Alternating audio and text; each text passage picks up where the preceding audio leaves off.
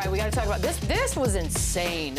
Warriors Rockets. This was just a blowout. 131-116. Didn't hit his feel hand. Like that. Yeah, so we're going to get into the Dylan Brooks and the Steph Curry of it all. Van Vliet with 26, Brooks with 24. Curry had 13 and 7. It felt over in the first half. Steve Kerr actually waved the white flag, put in the backups, and then they started to kind of fight back a little bit, which I thought was interesting, but not enough. So I got to ask, a young Rockets team, they got to feel mad confident going back to San Francisco. 100%. A win like this shows me and gives me confidence that, look, we're a better team than this team. Like, we can beat them at their own game. We can muck it up. We can get physical with them. We can get out and run. This is the type of dominating performance where, again, we're still down in the series, but we have a lot to prove and that we can hang with this team. And again, this was, like you said, it was over. It was weird. Quick. This was an ass whooping. On the other side, this has to be eye-opening for the Warriors that we need to clean up a lot of things. The only good news is they were able to rest guys. They were able to get them off their feet with Jimmy being banged up and pulling guys out. I think that obviously is a good thing. But man, this series now is real. 3-2, and the Rockets have all the confidence in the world going forward. It feels pretty good, Lou. I'm wondering, do the Warriors feel a lot of pressure today? No, I think they waved the white flag because they have a lot of experience in this area. Last night they laid an egg and they knew they laid an egg, so you throw the white flag in. I'm gonna allow my guys to rest up. Let's get ready for a closeout game. Like let's get ready for a big game. And we've been here before.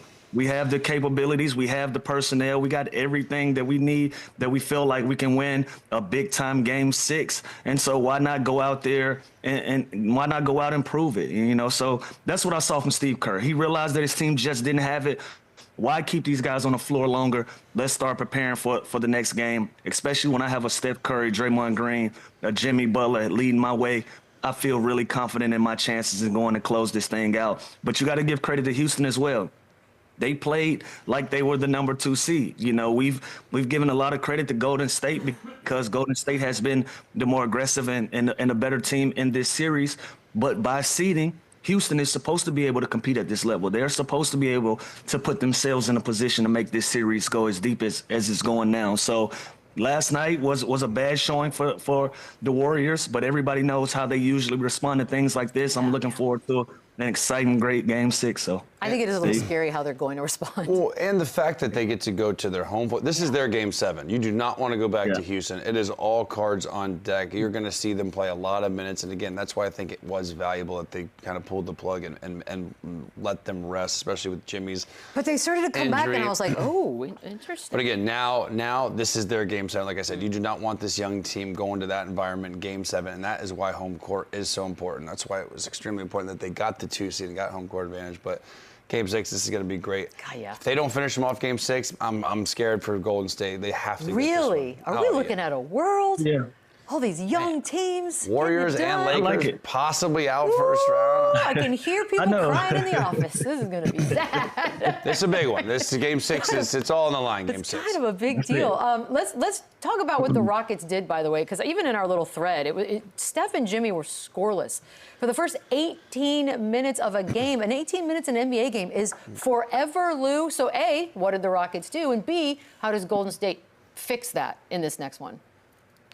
I just think they got to be themselves. You know, last night they just didn't show up. The Rockets jumped on them early. They were able to play with a lot of confidence. The ball was moving around. Amon Thompson was having a night.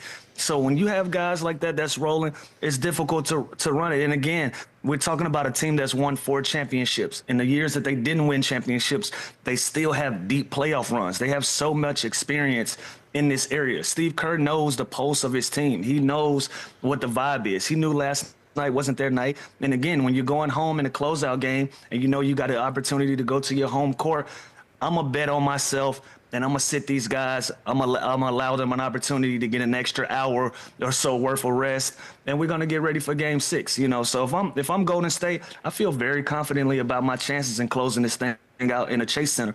On the flip side, if I'm the Houston Rockets and I can force this thing back to my court, now I feel like I have the advantage. So if Golden State doesn't close this thing out tonight, we're looking at a completely different series going the other way. Yeah, and how about Udoka too? We give Finch credit for know sticking with Gobert and sticking big when the Lakers went small. This dude's gone pressure full court 94 feet. This guy's went to a zone. This guy's went switching. This is the beauty of playoff basketball. You take away what they do better, and you keep continuing to counter with that. And Udoka has done a beautifully job switching everything, switching coverages. He went to his zone last night that really stifled them. So like you can look, he's throwing everything in the kitchen sink at them. So interesting, game 6. It'll be Did you really just use that? awesome. Oh my God. I'm going to mock him in this commercial break. We're going to take a quick one. On the other side, Omar Benson Miller. I don't know if you've heard of it. Big O. Yeah, we're going to talk some hoops with him. Yes, sir. Run it back, yeah, yeah. Run it up, run it back, run it up, run it back, run it up, run it back.